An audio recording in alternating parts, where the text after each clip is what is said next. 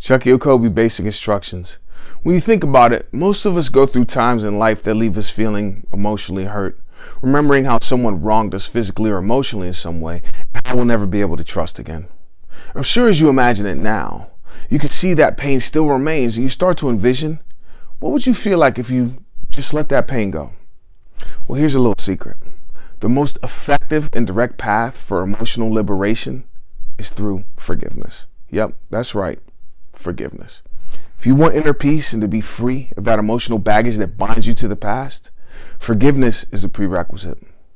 Now, we learned early on that we can consciously choose to withhold forgiveness for those that have violated our physical and emotional boundaries as an added measure of emotional protection for ourselves. We believe that not forgiving others somehow holds them in this perpetual state of suffering for what they've done.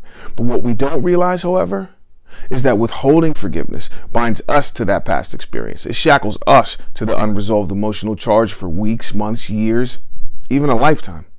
At the end of it all, we're the ones who end up carrying the burden of what happened, leaving us with a heavy heart and unhealed wounds. As the old saying goes, holding on to anger and resentment and refusing to forgive is like drinking poison and waiting for the other person to die. If we hold on long enough, those seeds of illness that we've planted within ourselves, that emotional constriction, can eventually cause long-term physiological illness and disease. Not only that, but unforgiveness will ultimately strangle our ability to trust and love again, leaving us bitter and alone. Think about it. You know those grumpy old people who are super irritable, bitter, and just no fun to be around.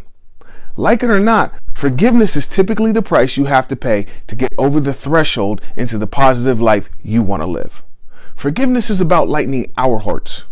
At some point, we've all made choices that cause pain for another person. When we understand that we are all doing our best from our level of awareness at the time, we can gain a level of empathy, and forgiveness begins to unfold.